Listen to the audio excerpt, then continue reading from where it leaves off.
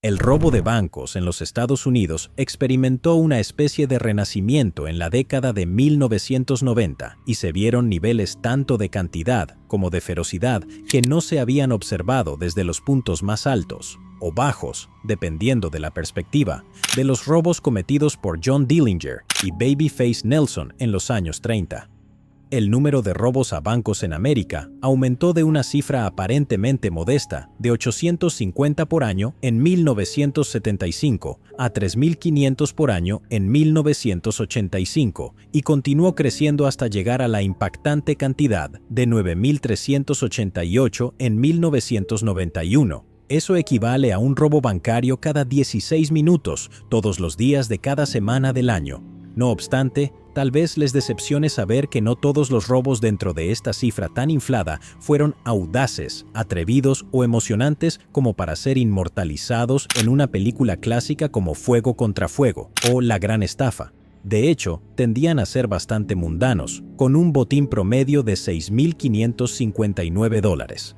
Además, dentro de los 9.388 robos a bancos que ocurrieron en 1991, se dispararon armas en 134 de ellos. 3 de los robos involucraron artefactos explosivos. 132 personas resultaron heridas, 27 murieron y 135 personas fueron tomadas como rehenes. A estas alturas, después de escuchar esta declaración tan poco impactante, quizás sus cursores están a punto de irse al siguiente video por la decepción, pero alto ahí, no se decepcionen. Alejen ese cursor del próximo video, aplasten ese botón de me gusta y suscríbanse para asegurarse de no perderse lo que viene y pónganse cómodos por la próxima hora y media. Solo porque la mayoría de los robos de esa época fueron asuntos comunes, no significa que todos lo fueran. Es precisamente uno de esos robos excepcionales el que vamos a ver hoy. Y no es cualquier robo a un banco el que veremos hoy, damas y caballeros. El episodio de hoy no se trata simplemente de una oficina postal y una escopeta recortada. Al contrario, aspiramos traerles a ustedes, querido público, nada menos que los atracos más grandes y emocionantes. Hoy examinaremos un caso verdaderamente especial y extremo.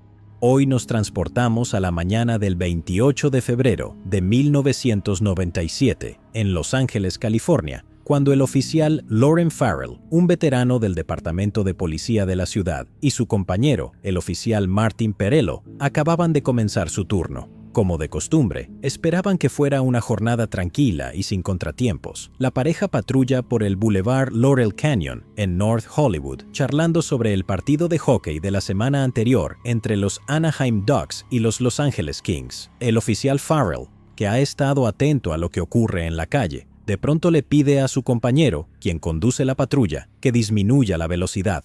La actitud de Farrell cambia por completo. Su calma jovial se transforma de inmediato en alerta y cautela inquisitiva, mientras la adrenalina inunda su cuerpo. Sigue observando fijamente un sedán blanco estacionado frente a una sucursal del Bank of America, a unos cuantos cientos de metros delante de ellos. «¡Detén el auto!», grita al darse cuenta de lo que está viendo.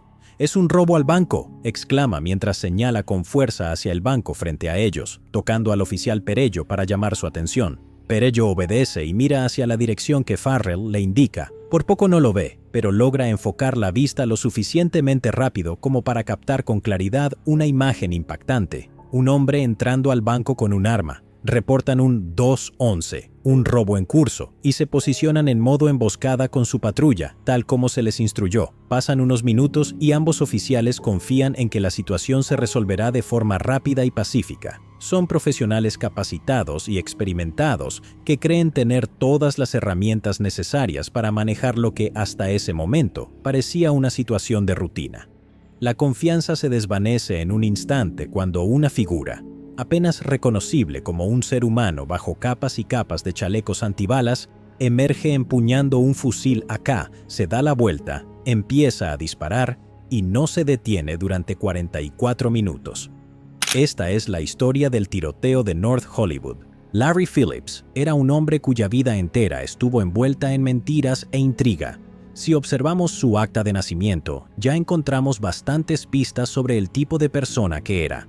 Nació el domingo 20 de septiembre de 1970, a las 10:14 de la noche, en el Hospital California, ubicado en el número 1401 de la avenida South Grand. Era hijo de una tal Barbara Allen y de Daniel Ira Warfel. Su padre, Daniel, era camionero originario de Colorado y su madre provenía de Utah. La dirección en la que supuestamente vivían era el número 1332 de la calle Southbound, en Los Ángeles.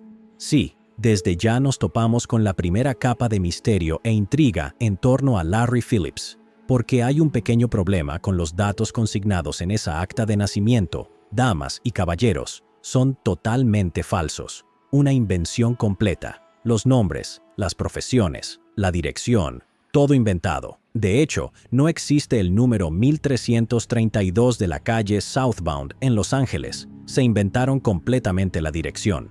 En realidad, Barbara Allen y Daniel Ira Warfel eran en verdad Dorothy Clay y Larry Eugene Phillips, respectivamente. Ambos eran prófugos de la justicia, y en lo que algunos podrían llamar una pista del destino, los padres de Phillips eran criminales profesionales. Larry Phillips, padre, tenía uno de los historiales delictivos más extraños que se hayan visto en este canal. Entre sus crímenes estaban una macabra broma de borrachos en la que, junto a varios amigos, desenterró un ataúd y le robó la cabeza al pobre difunto que yacía dentro, robo a mano armada y múltiples fugas de prisión. Cuando no estaba en prisión, Phillips padre tenía una participación muy activa en la vida de su hijo. Lo llevaba a campos de tiro, a luchas, al gimnasio, y mientras tanto le predicaba su profundo desprecio hacia las fuerzas del orden. Como veremos más adelante por el comportamiento de Phillips hijo, podemos suponer que esos fueron recuerdos fundamentales en su vida. Phillips hijo, más temprano que tarde, siguió los pasos de su padre y acumuló un historial delictivo bastante considerable. Su primer arresto fue el 2 de septiembre de 1989, tras robar trajes por un valor de $400 en una tienda Sears en Alhambra. En 1992 volvió a ser arrestado, esta vez por ejecutar una estafa de alquileres en Denver, Colorado.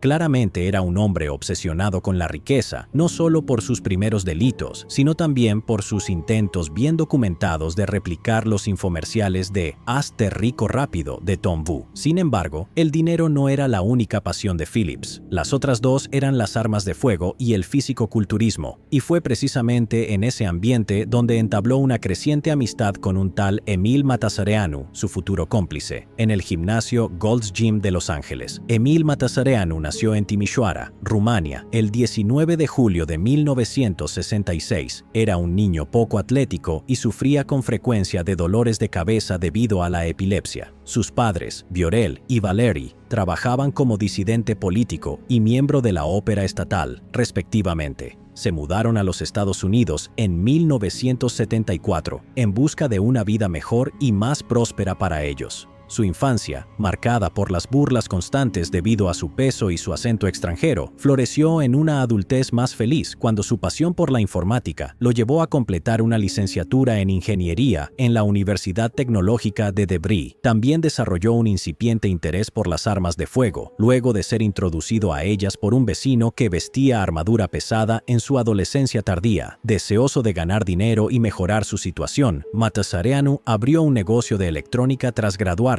y, motivado por una vida entera de burlas, se unió al Gold's Gym y se adentró en el mundo del físico-culturismo. Con tantos intereses en común, no sorprende que Phillips y Matasareanu se llevaran tan bien. Lo que en apariencia era una amistad sana y mutuamente enriquecedora, dio un giro oscuro cuando ambos comenzaron a pensar en su amor por las armas y el dinero, y concluyeron que podían combinar esos intereses en un nuevo pasatiempo: el robo armado. El asalto a la sucursal número 384 del Bank of America, el que los hizo famosos, estuvo lejos de ser su único delito.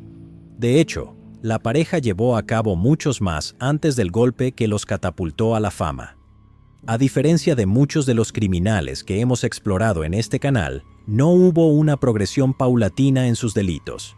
No comenzaron con pequeños robos para luego ir escalando, como atracos a mano armada improvisados o algún asalto ocasional a una oficina postal.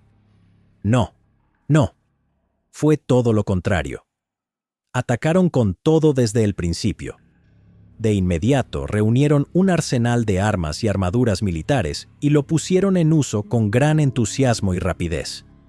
Su primer robo fue a un camión blindado propiedad de First Bank en Denver, Colorado, el 20 de julio de 1993. En ese asalto, el guardia fue emboscado por Matasareanu y Phillips, armados con armas automáticas, justo cuando abría la camioneta. Lo obligaron a tirarse boca abajo en el estacionamiento del banco mientras ellos vaciaban el vehículo, llevándose más de $50,000. Fueron arrestados el 23 de octubre de 1993, cuando los detuvieron por exceso de velocidad y el oficial que los investigaba descubrió una cantidad de dinero bastante abundante, además de un arsenal de armas. Fueron arrestados y acusados de conspiración para cometer robo de auto, actividad ilegal con armas y portar un arma cargada dentro de un auto. De alguna manera, los cargos fueron retirados por falta de pruebas y no pasó mucho tiempo antes de que la pareja volviera a las calles para cometer su próximo robo. El siguiente atraco ocurrió el 14 de julio de 1995 en Los Ángeles, California, cuando Matasareanu y Phillips emboscaron una camioneta blindada de seguridad de la empresa Brinks. En este robo, intentaron acelerar el proceso abriendo la puerta trasera del camión a punta de ráfagas de rifles automáticos, matando al guardia de seguridad Herman Dwight Cook, de 51 años, e hiriendo a Felipe Cortés, de 53 años, conductor del camión. Se llevaron más de $30,000. El 27 de marzo de 1996, la pareja intentó, y falló, robar otra camioneta blindada de Brinks. El conductor, al ver a dos hombres fuertemente armados merodeando en el callejón donde tenía que detenerse, tomó la sabia decisión de omitir esa parada y seguir manejando. El conductor sufrió heridas menores por vidrios rotos luego de que Matasareanu y Phillips abrieran fuego, pero salió ileso y los sujetos se marcharon con las manos vacías. Poco después, Matasareanu y Phillips, ya descontentos con lo que estaban ganando robando camionetas blindadas, querían pasar al siguiente nivel: robos de bancos de verdad. Lo consiguieron el 2 de mayo de 1996, cuando irrumpieron en una sucursal del Bank of America en Van Nuys, Los Ángeles. Se apegaron a su ya establecido modus operandi: armas automáticas y chalecos antibalas pesados. Se llevaron $755,048, un aumento significativo respecto a lo que lograban con las camionetas blindadas. Un mes después, el 31 de mayo de 1996, Matasareanu y Phillips robaron otra sucursal del Bank of America y se llevaron $794,200, dejando a dos cajeros heridos en el proceso. Aún así, se sintieron decepcionados. Creían que habría unos $2 millones esperándolos, pero debido a nuevas medidas de seguridad, una parte significativa de ese dinero había sido retirada 2 días antes. La pareja siempre planeaba sus atracos con mucho cuidado, pasando semanas estudiando posibles objetivos y recolectando suministros en secreto. Se esforzaron aún más al planear su siguiente golpe, decididos a que no habría errores ni medidas de seguridad imprevistas.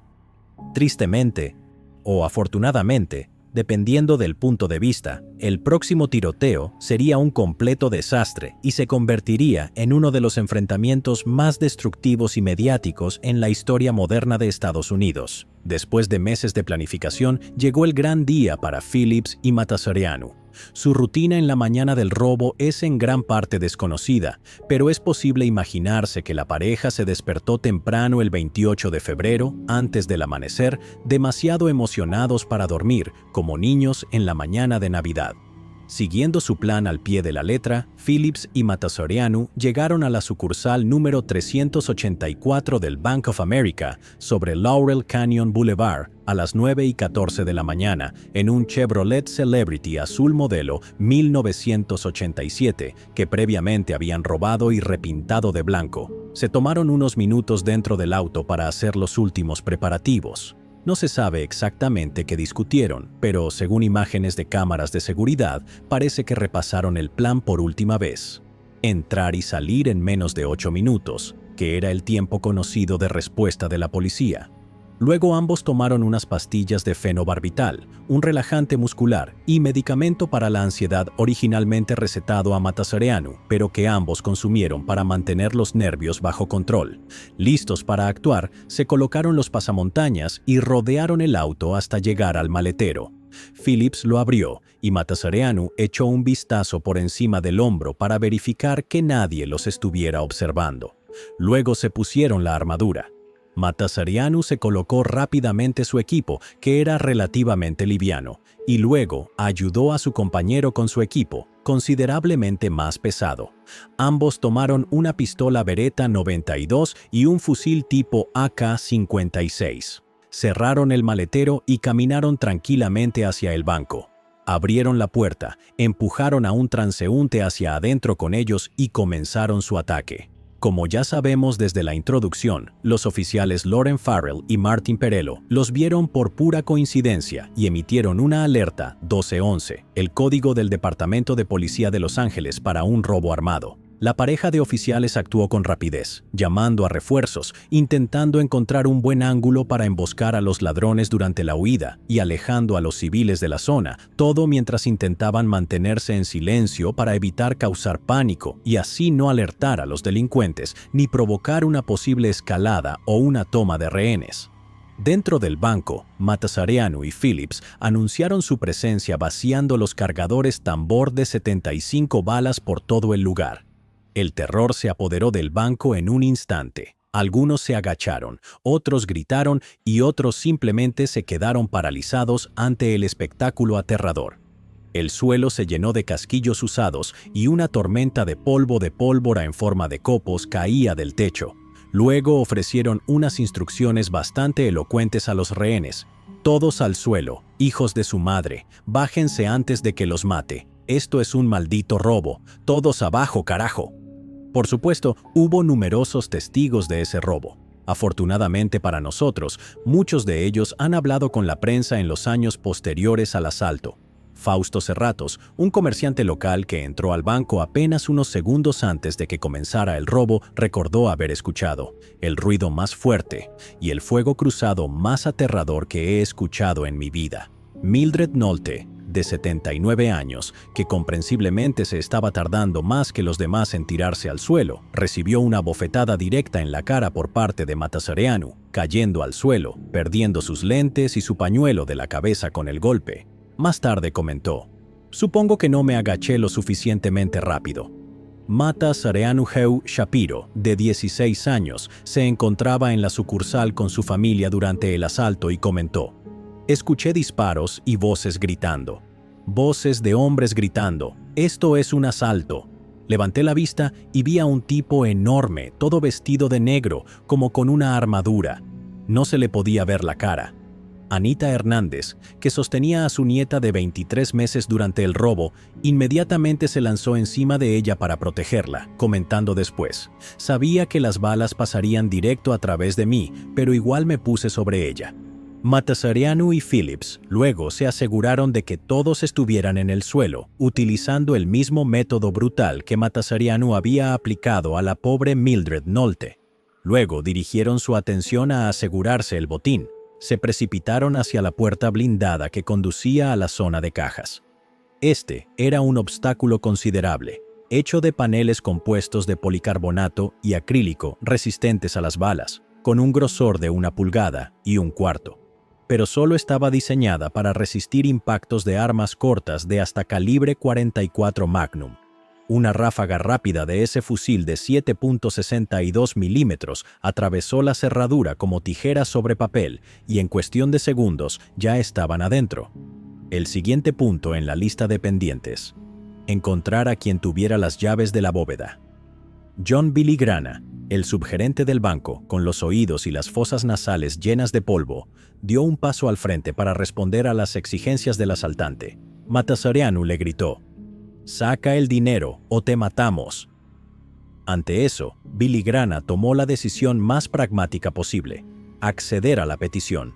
Y justo cuando John Billy Grana se disponía a guiarlo hacia la bóveda, fue interrumpido por la culata del rifle de Matasareanu estrellándose contra su rostro. «Estoy haciendo lo que quieres», gritó, tratando desesperadamente de razonar con él. Fuera del banco, los oficiales Farrell y Perello, angustiados por los gritos constantes y los disparos automáticos que provenían del interior, se habían movido hacia el estacionamiento del lado sur, adyacente al banco. Para obtener el mejor ángulo de disparo efectivo y seguro contra los asaltantes que pronto intentarían huir, se posicionaron con una separación de aproximadamente 4,5 metros. Sin mucho más que pudiera hacer, un Farrell cada vez más agitado y angustiado comenzó a transmitir comentarios por radio a la central. En ese momento, un guardia de seguridad que había estado tomando un descanso para fumar fuera del banco y que, de alguna forma, no había escuchado los pedidos de ayuda que sonaban por su radio, se acercó tranquilamente por el costado del banco, con los pulmones renovados gracias a una generosa dosis de nicotina. Sin notar a los oficiales de policía que se habían reunido a su derecha, abrió la puerta del banco y al escuchar los gritos y los disparos, se dio la vuelta y salió corriendo. Dentro del banco, Matasserianu estaba ya en la bóveda, donde encontró a 5 personas y las obligó a ir hacia el vestíbulo. Las motivó con otra ráfaga de disparos de 7.62 milímetros hacia el techo. Ahí fueron recibidas por Phillips, que estaba controlando a la multitud, y fueron lanzadas al suelo junto con los demás civiles. Todos estaban sometidos, obedientes y contabilizados. Ahora Matasserianu podía dedicarse de lleno a asegurar el botín. Afuera, el oficial Farrell seguía con su transmisión. Informaba al despacho de cada novedad, disparos, gritos, etc., e indicaba a los oficiales que iban en camino dónde sería mejor que se posicionaran al llegar. Quería un auto justo frente a la entrada, otro que se uniera a él en el lado sur del banco y otro que bloqueara el vestíbulo de cajeros automáticos al norte del edificio. Los oficiales comenzaron a llegar al lugar en masa. A las 9:19 de la mañana, 126 segundos después de la primera llamada de auxilio del oficial Farrell, llegaron los detectives Tracy Angeles y William Krulak y comenzaron a evacuar el distrito comercial circundante. A las 9:20, 171 segundos después de la llamada de Farrell, llegó el sargento Larry Haynes y, tal como se le indicó, bloqueó el carril sur con su patrulla. A las 9:20 con 25 segundos, el sargento Haynes vio que la puerta del banco se abría. ¿Y quién apareció? Larry Phillips. Curiosamente, Phillips estaba tranquilo. Parecía más sorprendido e inquisitivo que furioso o agresivo. Tal vez había empezado a sospechar por la ausencia de tráfico en movimiento frente al banco, o simplemente estaba siendo precavido. Fuera como fuera, el juego había terminado. Phillips vio claramente las patrullas de policía, aunque no todas, y en ese momento comprendió que él y Matasserianu tendrían que poner en práctica todo su entrenamiento y planificación. Dentro del banco, las cosas empezaron a ir muy mal, y toda la gama de medidas de seguridad que Bank of America había implementado recientemente para combatir los asaltos armados comenzó a afectar seriamente a Matasserianu, el encargado de embolsar el dinero. Decir que ello le resultaba molesto sería quedarse corto. Para empezar, Bank of America había comenzado a entregar efectivo en cantidades mucho más pequeñas y divididas en comparación con lo que solían hacer en el pasado para desalentar los robos de toma y corre. Estas cajas más pequeñas debían ser abiertas y el dinero transferido durante la estrecha ventana de 8 minutos que habían planificado. Aún así, aunque estaba furioso por la demora, ordenó a Billy Grana, quien había permanecido a su lado, que comenzara a transferir el dinero a bolsos negros tipo Holdall. Luego vino el gran problema. Bank of America había comenzado a escalonar y alternar los horarios de entrega de efectivo en grandes cantidades, además de utilizar vehículos fantasma o básicamente vacíos, todo como estrategia para desalentar los robos a mano armada. Y funcionó. La sucursal número 384 aún no había recibido su envío principal de efectivo, y la bóveda estaba prácticamente vacía en comparación con lo que Matasserianu y Phillips esperaban encontrar. Irónicamente, este problema fue más autoinducido de lo que se podría imaginar en un principio. Bank of America, en particular en California, estaba enfrentando una epidemia de asaltos armados en ese momento, y adivinen quiénes eran los causantes de muchas de esas pérdidas para el banco en ese entonces. Exactamente, Matasserianu y Phillips. Bank of America se había visto especialmente motivado a implementar estas nuevas medidas defensivas precisamente por los robos que ellos mismos habían cometido recientemente. Cuando Matasareanu vio lo absolutamente vacío que estaba el botín principal de la bóveda, estalló en una rabia ciega. Se volteó hacia Billy Grana con un tono visiblemente quebrado y colérico y le gritó: «¿Dónde está todo? Quiero que abras todo ahora mismo». Billy Grana intentó razonar con el monstruo de 1,83 metros de altura y 128 kilos que tenía frente a él, pero Matasareanu no quería escuchar. Perdió el control. Apuntó la boca de su fusil hacia una de las cajas de dinero que Billy Grana aún no había transferido y vació su cargador en ella. 75 proyectiles destrozaron su contenido, causando una pérdida enorme de lo poco que había disponible, y dejaron sordo a Billy Grana. Sobre ese momento, Billy Grana comentó: «Lo único que veía era que él no me creía, porque de repente se quedó muy callado, pero de repente estaba apuntándome. Pensaba que yo me estaba guardando algo. Más dinero o te mueres». Y yo pensaba: «Bueno, ya está, aquí se acabó todo para mí. No puede ser, es muy pronto. Ni siquiera me despedí de mi hija». Billy Grana logró embolsar $303,305 y le dijo a Matasareanu que eso era todo.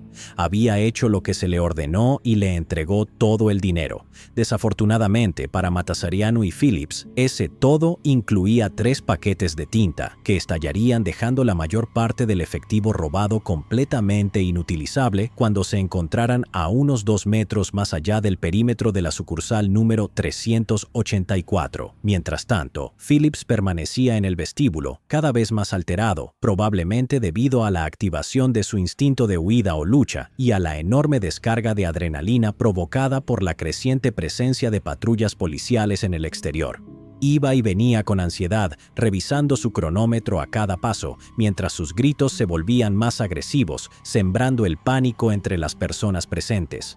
Al ver a Matasareanu arrastrar los bolsos negros desde el fondo del banco, señaló con desesperación a un empleado la puerta intacta ubicada al sur del vestíbulo de los cajeros y le gritó: «Abre la puerta. Abre la maldita puerta ahora». Luego se volteó hacia un guardia de seguridad que yacía en el suelo y le dio una fuerte patada con su bota blindada mientras seguía dando órdenes. «Mueve a estas personas a la bóveda, ahora». El guardia, comprensiblemente paralizado por el miedo, fue incapaz de cumplir la orden, así que varios empleados tomaron la iniciativa y comenzaron a trasladar a las personas a la bóveda. Phillips empujó ligeramente la puerta, la entreabrió y se reunió con Matasareanu. El robo había sido un desastre total. Todo lo que podía salir mal, salió mal. Apenas habían conseguido $300,000 por todos sus esfuerzos. Su meticulosamente planeada ventana de 8 minutos se había derrumbado por completo, y ahora el edificio estaba completamente rodeado. Con pocas opciones, Matasareanu y Phillips centraron su atención en el siguiente asunto urgente: escapar. Los oficiales que respondieron al incidente en la sucursal número 384 no eran extraños a los asaltos armados, y al reunirse y rodear la sucursal, tenían ideas bastante claras sobre cómo creían que se desarrollaría la situación. Los asaltantes se atrincherarían dentro del banco al darse cuenta de que estaba rodeado, y el simple robo escalaría hacia una típica situación de rehenes y un enfrentamiento con el equipo SWAT. Desafortunadamente para los oficiales, esa suposición estaba muy equivocada. A las 9:24 de la mañana, tras haber estado dentro de la sucursal número 384 durante 7 minutos y 22 segundos, la puerta norte del vestíbulo de los cajeros automáticos del banco fue forzada brutalmente, y de ella emergió la figura colosal de un solo hombre, más de 136 kilogramos de músculo y blindaje. Era Phillips, solo. Avanzó más allá de los confines de concreto de la entrada del banco. Giró a la derecha y se encontró con Whitfield y Haynes, quienes se habían posicionado en emboscada detrás de sus patrullas. Con la precisión mecánica y sin vacilación alguna, como un autómata, Phillips apuntó la mira de hierro de su rifle directamente hacia Haynes y presionó el gatillo. Una ráfaga de 6 disparos fue liberada, y aunque la mayoría de los impactos fueron absorbidos por el bloque del motor de la patrulla, Haynes recibió un disparo en el hombro izquierdo y usó las últimas fuerzas que le quedaban en su brazo, ya inmovilizado, para arrastrar al suelo a una testigo civil, Tracy Fisher, mientras colapsaba. Estaba fuera de combate, pero tampoco podía ser rescatado ni retirarse de manera segura. El juego había cambiado. Ya no eran disparos para asustar o intimidar. Esos disparos eran para matar. Phillips mantenía el rifle apoyado en el hombro y empezó a analizar la situación. Al notar movimiento junto a la segunda patrulla, vació los 69 disparos restantes de su cargador tipo tambor rumano contra el vehículo. El ataque fue tan feroz que los fragmentos de vidrio y las esquirlas metálicas que salieron de la patrulla actuaron como metralla improvisada y fueron lanzadas directamente contra Martin Whitfield, que se encontraba cubriéndose detrás de ella. Recibió heridas en el brazo izquierdo, en el fémur derecho y 2 impactos en el pecho. A pesar de todo, Whitfield mantuvo la compostura durante esta traumática experiencia y más tarde comentó: «Me dispararon. Pensé, no entres en pánico. Luego me volvieron a disparar. Y otra vez». El caos reinaba entre los agentes que respondían al tiroteo. El concreto interminable de North Hollywood hacía eco de los estruendosos disparos del rifle de Phillips en todas direcciones, lo que dificultaba localizar su posición exacta. Los oficiales corrían de un lado a otro, desesperados por enfrentar la amenaza y detenerla. A unos 18 metros al oeste, en la esquina noreste del estacionamiento del banco, había otra patrulla ocupada por 2 agentes novatos, Dean Schramm y William Lantz, quienes llevaban 6 semanas y 5 días en la fuerza, respectivamente. La pareja recibió la orden de reubicarse e intentó avanzar directamente hacia el estacionamiento del Del Taco, que estaba detrás de ellos, pero fueron interrumpidos por fuego proveniente de Phillips. Schramm se replegó detrás de la patrulla, buscando la relativa seguridad inmediata. Lantz, con la espalda hacia Phillips y sin darse cuenta del peligro inminente, siguió corriendo hacia el estacionamiento. Recibió un disparo en la parte trasera de la rodilla izquierda y cayó al suelo. De manera heroica, aún aferrado a su escopeta Ítaca 37, se arrastró hacia la cobertura más sólida que pudo encontrar y comenzó a devolver el fuego a Phillips. Schramm, que no había sido herido, hizo lo mismo desde la patrulla. A todos los efectos, Phillips había neutralizado las amenazas inmediatas, pero sin que él lo supiera, una llamada de asistencia realizada por el agente Haynes 8 minutos antes ya había surtido efecto. Toda la fuerza del Departamento de Policía de Los Ángeles se dirigía al norte a toda velocidad para ayudar a sus compañeros heridos. Los agentes que llegaban comenzaron a tomar posiciones y aseguraron un perímetro más amplio alrededor de las salidas norte, sur y este del banco. Al mismo tiempo, el oficial Zboravan tomó la iniciativa e intentó flanquear a Phillips. Este oficial novato, que llevaba solo 6 semanas en la fuerza y que había egresado en la misma clase que el oficial Dean Schramm, no dejó que su escasa experiencia fuera un obstáculo para realizar un acto de valentía audaz y temerario. Zboravan rodeó la fila de locales comerciales hasta colocarse en el flanco de Phillips, montó su escopeta Ítaca modelo 37 y salió a enfrentarlo. Phillips tenía la espalda hacia él. Apuntó cuidadosamente con la mira metálica a su espalda, disparó, cargó de nuevo la escopeta y disparó una segunda vez. Phillips se encontraba a una distancia de 64 metros de Zboravan, así que era muy poco probable que el novato acertara con una escopeta desde tan lejos. Pero, para sorpresa del propio Zboravan, Phillips dio un paso en falso hacia adelante.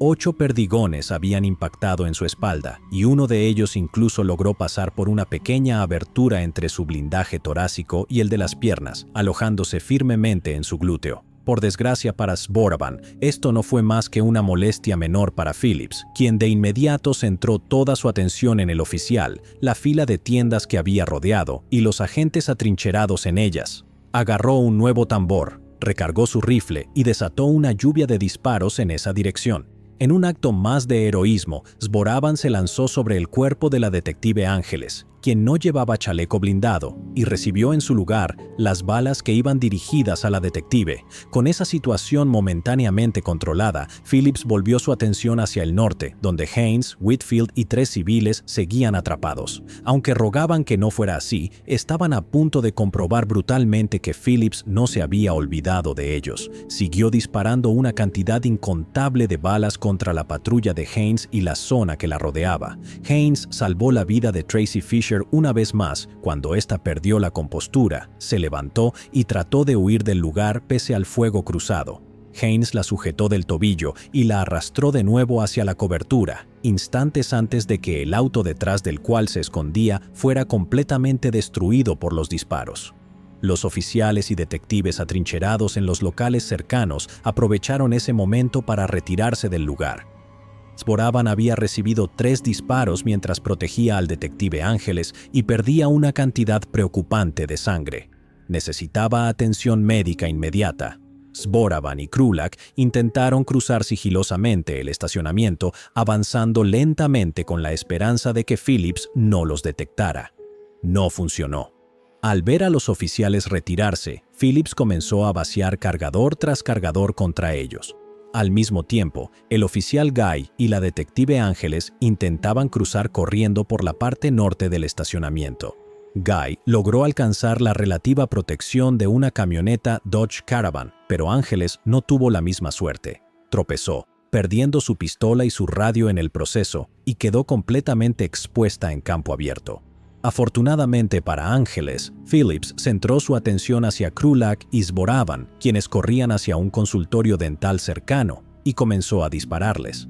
No se sabe si esto fue un acto de misericordia de su parte o simplemente pragmatismo, ya que Ángeles ya no representaba una amenaza inmediata. Krulak y Zboravan irrumpieron por la puerta de vidrio del consultorio dental, que Phillips había destrozado a tiros apenas unos segundos antes de su llegada. El dueño del consultorio, el doctor Jorge Montes, quien se escondía en la parte trasera del edificio con su personal y sus pacientes, salió a investigar tras escuchar el estruendo del vidrio roto y los gritos en el vestíbulo, y de inmediato comenzó a brindar atención médica a los oficiales gravemente heridos, Zboravan y el detective Krulak, este último con una herida de metralla en el tobillo derecho que recibió mientras huía por el estacionamiento. Necesitaban tratamiento hospitalario urgente, pero por razones obvias, eso no iba a ser posible en ese momento. Y tal vez se estén preguntando, damas y caballeros, ¿dónde estaban todos esos refuerzos que iban en camino a la escena? Bueno, se habían establecido en un cordón adicional, más allá del primero formado por los oficiales que respondieron inicialmente, como ya se había mencionado, pero varios problemas les impedían avanzar rápidamente y neutralizar al tirador. Primero, sabían perfectamente que estaban en desventaja en cuanto a armamento. Solo contaban con pistolas semiautomáticas de 9 milímetros para enfrentar el fuego automático de rifles. Segundo, en esta fase inicial del tiroteo, el mando y control se desmoronaron completamente. La coordinación se llevaba a cabo entre los agentes en el terreno y el centro de control policial a través de radios, pero a medida que esos oficiales quedaban incapacitados u ocupados, la coordinación se vino abajo. Afortunadamente, el teniente Nicholas Singo, comandante de turno en North Hollywood, llegó al lugar para asumir el mando y comenzó a organizar algún tipo de resistencia efectiva contra el tirador. Con los primeros agentes ya neutralizados y los cargadores de Phillips casi vacíos, se produjo una breve pausa en el enfrentamiento. A las 9:28 de la mañana, apenas 4 minutos después de que comenzaran los disparos, Phillips se replegó a la sucursal 384 para reunirse con Matasareanu y planear su siguiente movimiento. Los movimientos de Phillips y Matasareanu dentro del banco son en gran parte desconocidos, ya que todo el personal había sido evacuado antes de que comenzaran los disparos. A las 9:30 de la mañana, se los vio entrar al vestíbulo de los cajeros automáticos del lado norte, por medio de las cámaras de seguridad integradas en las máquinas, cargando bolsas llenas del botín. Se refugiaron allí y, desde la relativa seguridad de las paredes de concreto del vestíbulo de los cajeros, comenzaron a disparar contra los agentes que se aproximaban, demostrando una destreza excepcional para un par de simples ladrones de banco. Matasareanu y Phillips intercambiaban posiciones de disparo varias veces y se cubrían mutuamente mientras recargaban, lanzando cientos de disparos desde el vestíbulo de los cajeros automáticos. En respuesta a la renovada ráfaga de disparos, el herido oficial Zboravan comenzó a hacer todo lo posible para reunir a los agentes heridos en la relativa seguridad de la clínica dental de Jorge Montes. Con desesperación, pidió por radio a Stuart Guy y a Tracy Ángeles que corrieran hasta ahí, y eso fue exactamente lo que hicieron. Los delincuentes, aún atrincherados en el vestíbulo de los cajeros, respondieron inmediatamente con fuego cuando vieron el movimiento. Tracy Ángeles logró llegar, atravesando el aire saturado de balas, y se desplomó dentro de la clínica dental en el mismo punto donde Zboravan y Krulak habían caído minutos antes. Stuart Guy no tuvo la misma suerte. Zboravan, desde el piso superior, y Ángeles, desde el vestíbulo, se dieron vuelta y vieron una fina neblina roja brotar de la rodilla de su compañero, quien desapareció de la vista entre los autos. Completamente inmovilizado, aunque con vida, hizo lo que pudo para estabilizar su condición. Se arrastró unos metros, se apoyó contra la rueda de una Dodge Caravan blanca y usó su cinturón de servicio como un torniquete improvisado para detener la fuerte hemorragia en la rodilla. En este punto, ambos delincuentes estaban bajos de munición y necesitaban reabastecerse. Se dejaron llevar por el entusiasmo al disparar tanto durante el inicio del robo como en el enfrentamiento posterior con la policía. Matasareanu permaneció en el vestíbulo de los cajeros, brindando fuego de cobertura para su cómplice, mientras Phillips se dirigía hacia el norte, de vuelta al Chevy Celebrity. Este movimiento sería un error grave. Se separaron, perdieron coordinación y abandonaron la posición defendible del vestíbulo de los cajeros, que tenía muros de concreto por los 4 costados. Ahora, en lugar de canalizar a los atacantes hacia ellos en ángulos controlables, Phillips y más tarde Matasareanu serían atacados desde múltiples direcciones. Phillips logró llegar al auto sin sufrir daño alguno, aunque se detuvo en el camino para disparar unas cuantas veces más.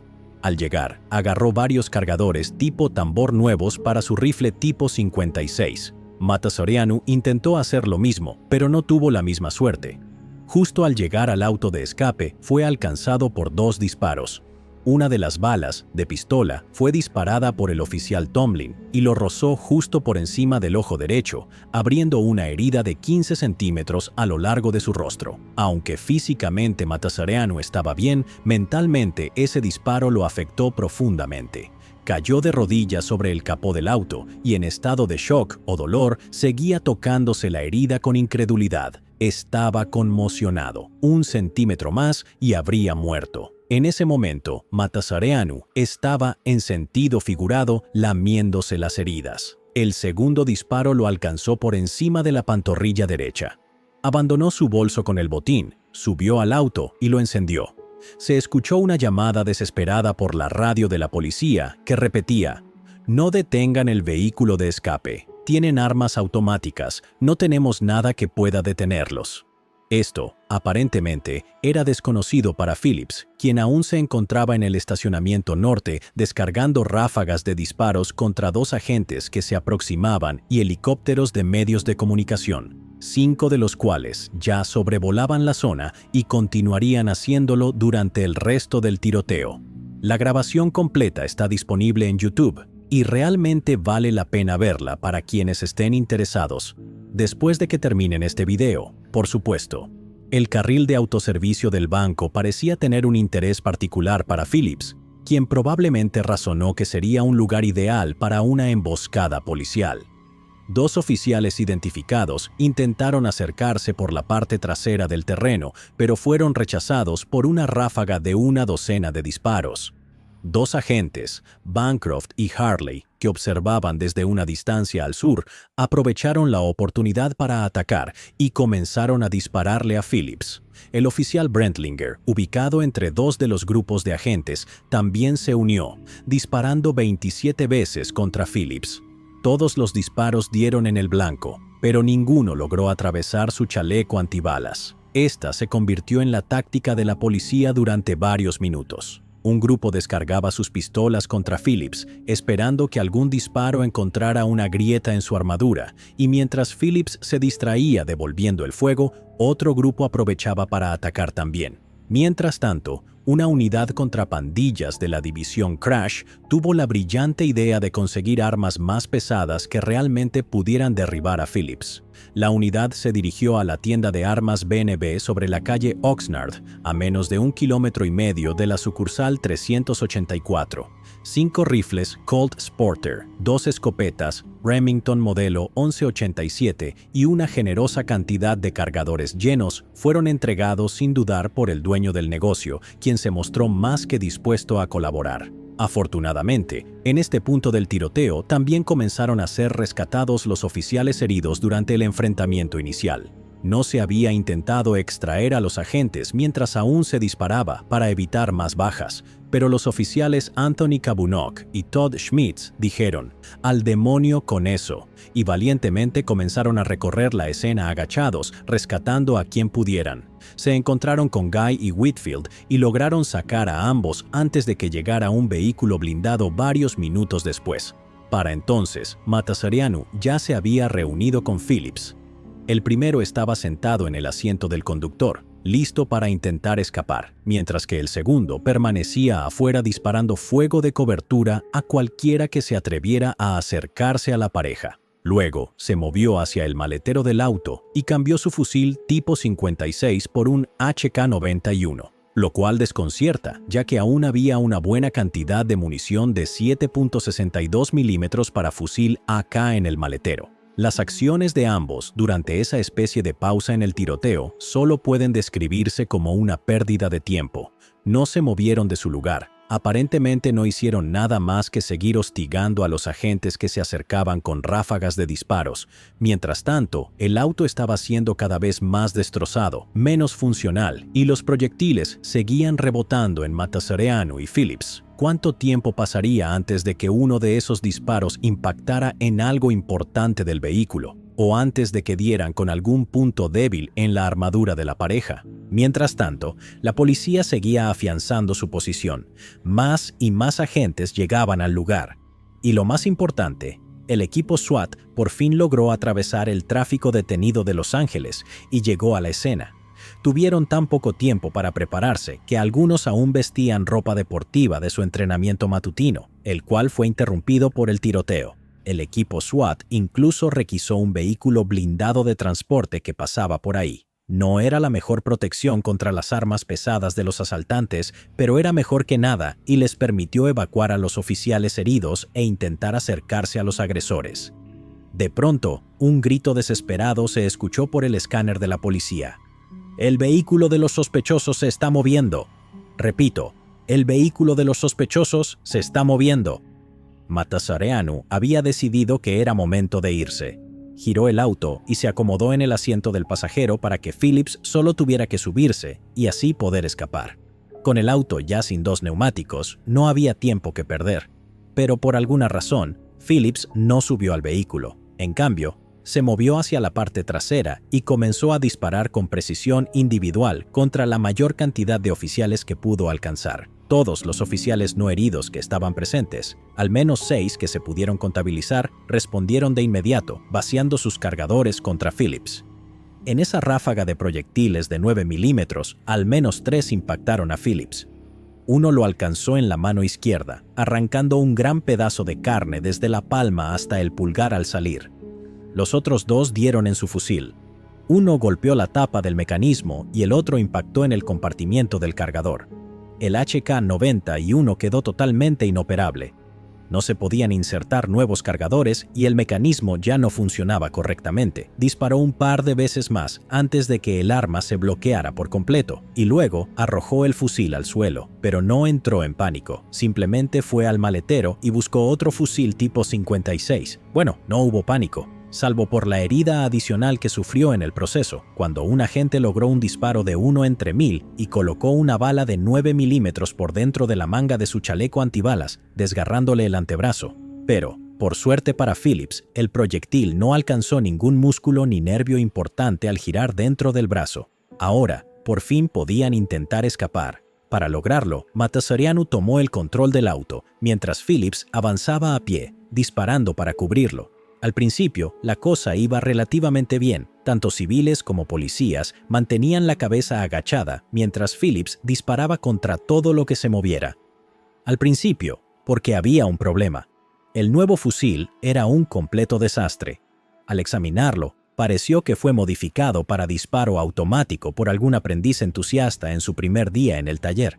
El arma falló después de 3 ráfagas cortas, y Phillips se detuvo a despejar el fallo, mientras Matasareanu avanzaba con el auto poco a poco, rogándole desesperadamente a su compañero criminal que subiera al vehículo para poder escapar. Y por alguna razón, después de avanzar unos metros junto a Matasareanu, Phillips simplemente lo abandonó y salió corriendo a pie. Matasareanu, sin duda, habría tenido algunas palabras bien elegidas para ese giro repentino en el comportamiento de su compañero, pero por el bien de la monetización, dejaremos que ustedes en casa se imaginen qué palabras se le escaparon. Fuera lo que fuera que haya dicho, Matasareanu hizo lo único que podía hacer en ese momento. Pisó el acelerador y huyó por su cuenta. Con la situación deteriorándose visiblemente, Phillips corrió hacia el este tratando de mantener la conciencia situacional, girando la cabeza de un lado al otro mientras avanzaba de lado. Pero la suerte de Phillips cambiaría en un instante. En los segundos siguientes, recibiría 2 heridas que marcarían el comienzo del fin para él. La primera fue causada por un proyectil de 5.56 milímetros disparado por un oficial del SWAT desconocido, a la distancia. Por mala suerte para Phillips, el proyectil rebotó en su chaleco antibalas, continuó su trayectoria hacia arriba, encontró un punto débil y se incrustó en su hombro. Con algo de suerte, la alta velocidad del proyectil hizo que atravesara el cuerpo, y como no alcanzó vasos sanguíneos ni nervios importantes, Phillips pudo seguir avanzando casi sin impedimentos, salvo por la pérdida de sangre. Irónicamente, un disparo de pistola, con una trayectoria menos limpia, le habría hecho mucho más daño. Cuando una bala de pistola entra y gira dentro del cuerpo, en lugar de salir limpiamente, puede causar un daño mayor. Phillips se sacudió tras ese disparo y continuó aparentemente sin impedimentos. Se obsesionó con un agente ubicado al este de la calle Archwood y al asomarse desde detrás de un remolque, recibió la segunda herida, otra vez por parte de un agente del SWAT no identificado y casi en el mismo sitio que la anterior. Lamentablemente para Phillips, esta vez no lograría sobreponerse. En lugar de una herida limpia de entrada y salida, esta bala ingresó casi 2 centímetros más abajo, le destrozó la clavícula derecha, le seccionó la arteria subclavia y le fracturó el omóplato derecho mientras descendía hacia los tejidos de su espalda. Como si el destino no hubiera sido ya bastante cruel con Phillips, justo en ese momento su fusil tipo 56, ese montón de chatarra, decidió trabarse. Soltó una ráfaga de 3 disparos hacia los agentes del SWAT que se acercaban y trató de repetir la acción inmediatamente, pero el segundo proyectil no se expulsó correctamente. Quedó trabado en el lado izquierdo del mecanismo y dejó al fusil temporalmente inoperativo. Esta habría sido una falla fácil de resolver, pero por alguna razón, posiblemente por el enorme agujero que tenía en el hombro izquierdo, Phillips estaba en pánico y no pensaba con claridad. Se arrodilló en la parte trasera del remolque mencionado y trató de destrabar el arma 3 veces, empeorando el problema. El primer jalón del cerrojo sacó una nueva bala del cargador y al regresar, el cerrojo la empujó debajo de la primera bala trabada. Los siguientes 2 intentos solo lograron compactar más ambas balas. Su fusil estaba inutilizable y Phillips estaba, como se dice comúnmente, metido en el río sin remo. John Caprarelli, un veterano con 15 años en el Departamento de Policía de Los Ángeles, que se movía para interceptar a Phillips, lo alcanzó a ver cuando, por instinto, giró la cabeza para comprobar que no venía tráfico. Decidió que ya era suficiente, se posicionó para tener una vista clara de la espalda de Phillips, alzó su Beretta 92 y disparó 6 veces en menos de 2 segundos. Luego retrocedió. Se reunió con varios agentes más y todos procedieron a vaciar sus cargadores sobre Phillips. Entonces, Phillips se puso de pie y con su arma principal inoperable, sacó su propia Beretta 92 y comenzó a avanzar lentamente hacia los agentes mientras disparaba. Su paso ya no tenía la misma seguridad que mostró cuando salió por primera vez de la sucursal 384. ¿Se habría resignado a lo inevitable? Las balas seguían rebotando en la armadura de Phillips mientras intercambiaba disparos con los agentes. Un proyectil le rozó la mano derecha, le desgarró el guante y le dejó un leve rasguño, haciéndole soltar la pistola. A pesar de ser una de las heridas más leves que sufrió, pareció ser la gota que derramó el vaso y lo hizo rendirse. Miró hacia la pistola. Su cuerpo entero se desplomó como si soltara un suspiro. Recogió el arma del suelo y decidió que se había acabado. Se dio la vuelta, alejándose de los agentes de policía que lo seguían, colocó el cañón de la pistola bajo su barbilla y tras una breve pausa de unos segundos, apretó el gatillo. La bala calibre 9 milímetros, encamisada y disparada desde la pistola High Point, atravesó su cráneo por completo, y Phillips murió antes de que su sistema nervioso pudiera siquiera registrar el dolor. Una nube rosada se esparció momentáneamente a través de su pasamontañas. Larry Eugene Phillips Jr. cayó muerto en el suelo. En el momento del suicidio de Phillips, 38 minutos después de haber comenzado el tiroteo, Matasareanu seguía con vida y activo, completamente inconsciente de la muerte de su compañero. Sin saberlo, solo le quedaban 6 minutos más de vida. Alerta de spoilers. Durante ese breve lapso, sus intentos caóticos y desorientados de escapar se transformaron en los actos desesperados de un perro salvaje y rabioso acorralado. Matasareanu aún tenía el control del Chevrolet Celebrity, el auto de fuga, aunque con 3 llantas ponchadas, todas las ventanas destrozadas y la carrocería acribillada a balazos, estaba claramente en condiciones deplorables. Pasó por el cruce de las calles Agnes y Gentry sin disminuir la velocidad, obligando a los autos que venían en sentido contrario a frenar bruscamente. Solo buscaba una cosa en ese instante: un nuevo vehículo de escape que funcionara. Frente a él, un Ford Tempo rojo avanzaba lentamente, aparentemente ajeno al absoluto caos a su alrededor. Matasareanu giró bruscamente su Chevrolet Celebrity frente a ese auto, haciendo un trompo con el freno de mano y obligando al sedán rojo a detenerse. Entre la multitud de patrullas policiales, los helicópteros que sobrevolaban y el Chevrolet lleno de impactos de bala y el enmascarado que lo conducía, el conductor del pobre Tempo se dio cuenta de que algo andaba mal y tomó la sensata decisión de poner reversa y alejarse lo más rápido posible. Matasareanu, ya fuera de su propio auto, le hizo señas al dueño para que regresara y cuando ese gesto, demasiado optimista, no funcionó, disparó una vez al Tempo con rabia. Afortunadamente, no hirió a nadie. Luego se dio vuelta hacia el este y vio el cuerpo inmóvil de Phillips, aún con toda su armadura, tirado en la tierra, y no le quedó ninguna duda sobre sus posibilidades de sobrevivir. Volvió a subir al auto y no hizo nada durante varios segundos, aparentemente en estado de shock, antes de colocar la palanca en drive y continuó su escape. Intentó detener varios autos más, pero fracasó en cada intento hasta que decidió tender una emboscada en una intersección con la esperanza de mejorar sus probabilidades.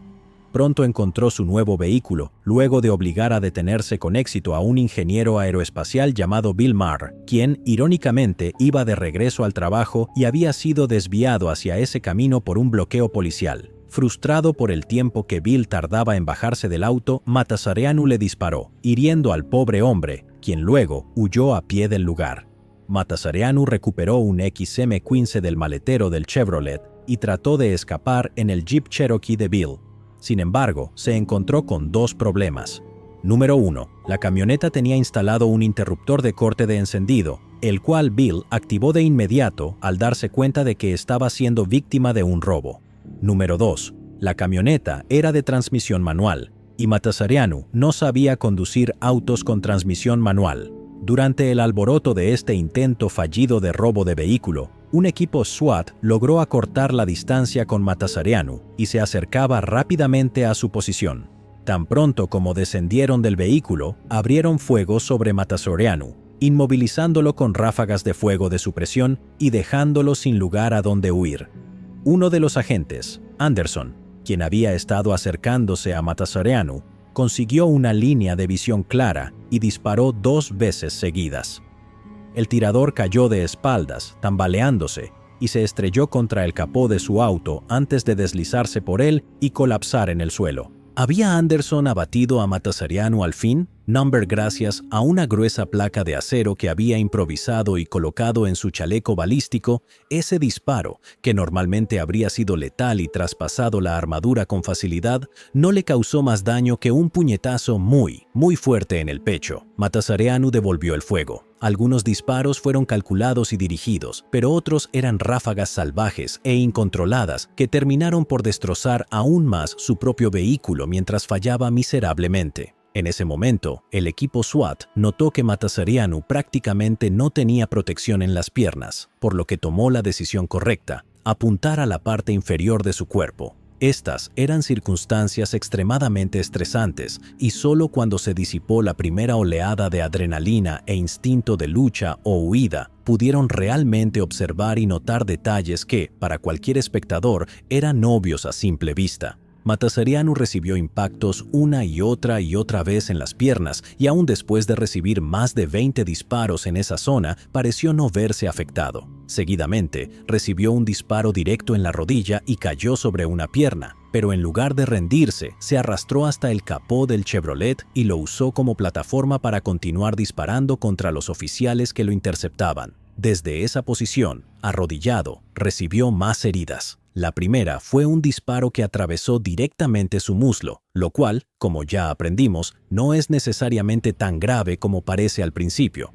Otros 2 disparos impactaron casi en el mismo punto, pero giraron dentro de su cuerpo, causando daños extensos en tejidos y músculos. Aún así, Matasareanu seguía disparando. Uno de los disparos alcanzó su tobillo izquierdo, lo que hizo que se desplomara al suelo, retorciéndose de dolor. Aún así, apretó el gatillo y soltó 3 disparos mientras caía. Ya casi fuera de combate, herido y con poca munición, Matasareanu, desde su posición cada vez más insostenible en el suelo, soltó una última ráfaga a ciegas hacia los oficiales desde debajo del auto. El oficial Gómez, al ver la oportunidad de terminar con el enfrentamiento, alineó su disparo y vació su cargador hacia Matasareanu. 3 disparos impactaron su antebrazo, prácticamente destrozándolo. Ya separado de su arma y de casi todo el brazo con el que la sostenía, los oficiales del equipo SWAT se abalanzaron sobre él, mientras Matasareanu levantaba lo que quedaba de sus brazos en señal de rendición. El último disparo se efectuó a las 10:04 de la mañana, 44 minutos después del primero. Matasareanu fue arrestado, pero pareció no aceptar bien la idea, pidiendo repetidamente, de forma bastante explícita, que la policía le disparara en la cabeza. Matasareanu obtuvo su deseo, aunque no fue por un AR-15 de un oficial. Matasareanu y Phillips habían causado tanto caos que la zona no se consideró segura para que ingresaran ambulancias hasta 70 minutos después de que Matasareanu se rindiera.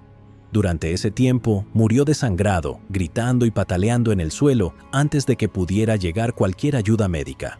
El tiroteo más grande y devastador en la historia de los Estados Unidos había terminado. La increíble variedad de armamento que los criminales reunieron fue uno de los elementos más fascinantes del caso de hoy. Así que es preciso un momento para examinar el equipo que Phillips y Matasareanu tenían en su arsenal, incluso para quienes no están muy interesados o familiarizados con las armas de fuego. Esto debería resultar una digresión interesante y permitirles apreciar la absoluta absurdidad del poder que este dúo llevó al enfrentamiento.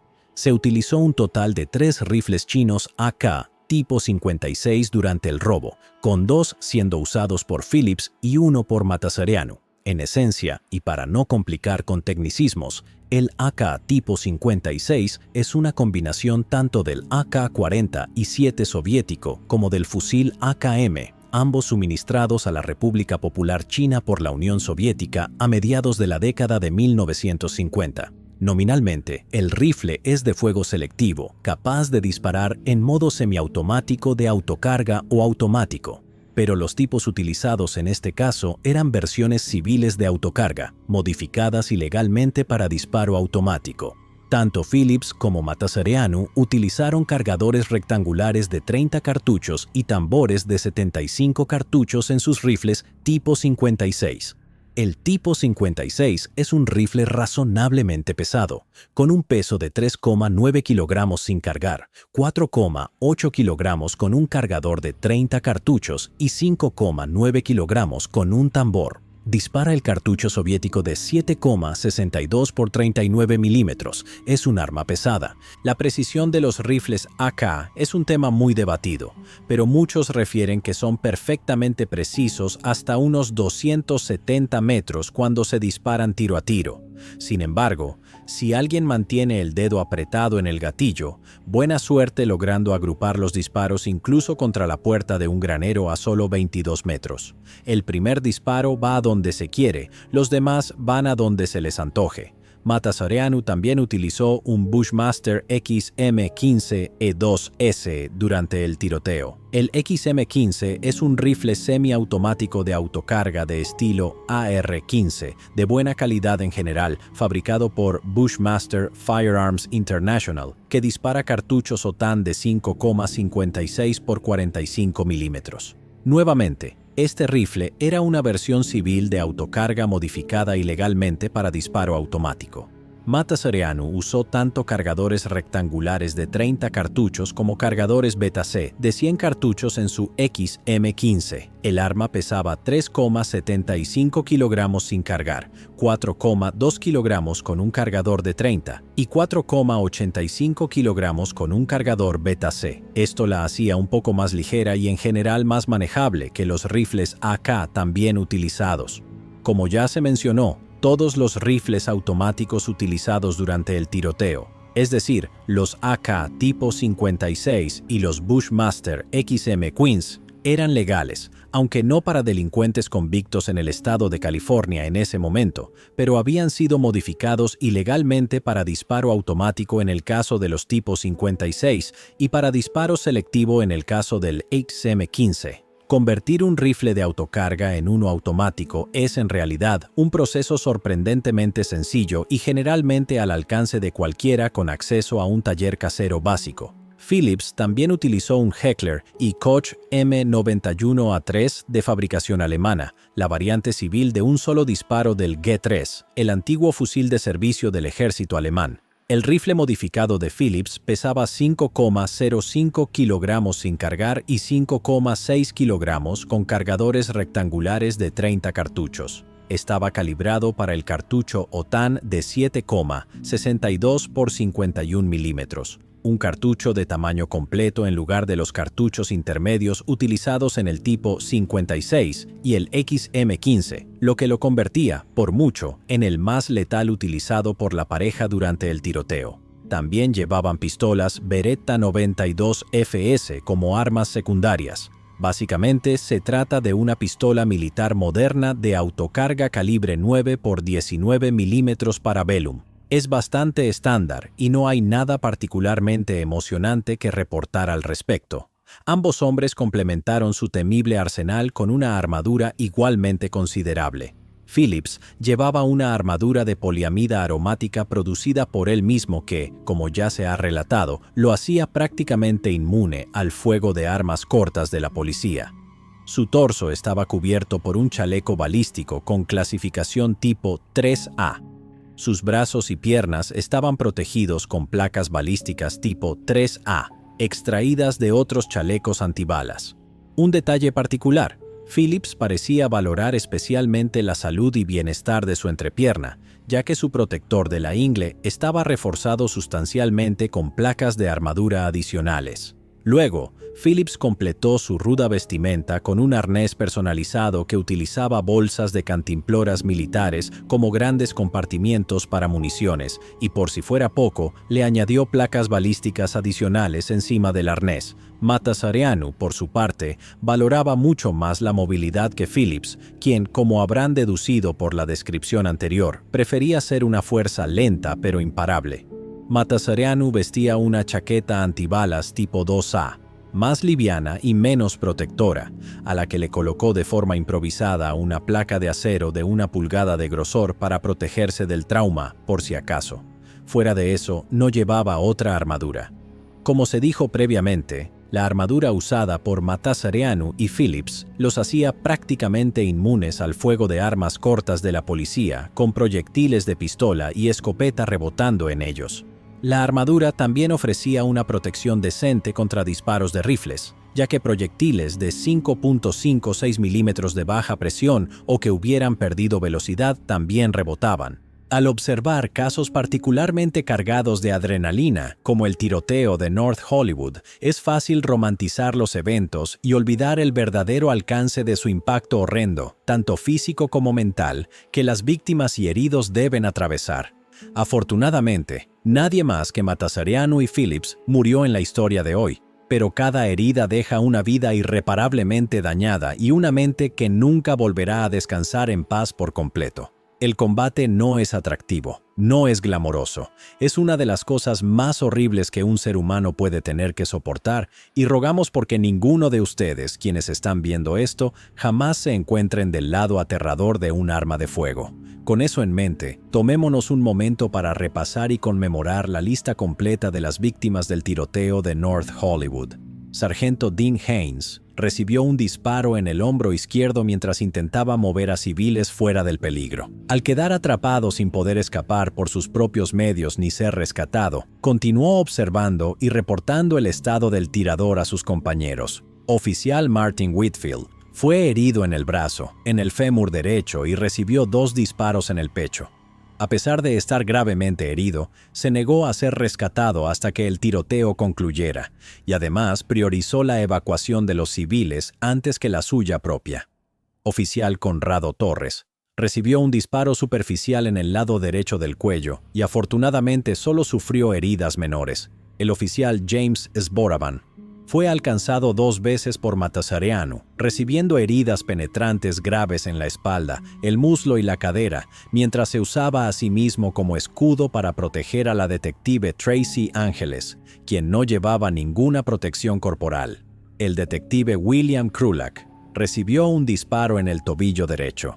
La detective Tracy Ángeles recibió un roce de bala en el abdomen. El oficial Stuart Guy tuvo el antebrazo y el fémur destrozados por el disparo de un rifle. Trágicamente, tuvo que retirarse de la fuerza al no poder recuperarse por completo. El detective Earl Valladares fue alcanzado por esquirlas mientras se cubría detrás de su patrulla. El oficial Ed Brentlinger recibió un disparo en el antebrazo izquierdo y fue impactado por esquirlas de concreto después de disparar 27 veces al tirador. El oficial William Lantz fue herido en la rodilla derecha mientras intentaba evadir el fuego continuo. Siguió disparando su escopeta Ítaca modelo 37, incluso después de haber sido herido. El oficial John Goodman resultó herido por vidrios y esquirlas cuando la minivan detrás de la cual se resguardaba fue atacada por Phillips. El oficial David Grimes resultó herido en un accidente de tránsito mientras se dirigía rápidamente al lugar del tiroteo. Mildred Nolte fue golpeada en la cara por Phillips y cayó al suelo en la sucursal 384 de Bank of America. John Biligrana, el gerente del banco que Matasareanu llevó a la bóveda, fue golpeado en la cara con la culata de un fusil tipo 56 por supuestamente no cumplir órdenes. Javier Orozco fue agredido por Phillips en la sucursal 384 cuando se negó a permanecer en el suelo. Barry Golding fue alcanzado por esquirlas mientras se resguardaba junto al sargento Haynes durante el tiroteo inicial. Tracy Fisher recibió un disparo en el dedo pequeño del pie mientras se cubría junto al sargento Haynes. Michael Horan recibió un disparo de rifle en el pecho cuando intentaba huir del lugar. José Haro, dueño de una cerrajería frente a la sucursal 384, fue alcanzado por esquirlas en el brazo derecho mientras se escondía del fuego cruzado. Llegados aquí, ¿acaso no has visto este otro crimen? Yo no me lo perdería,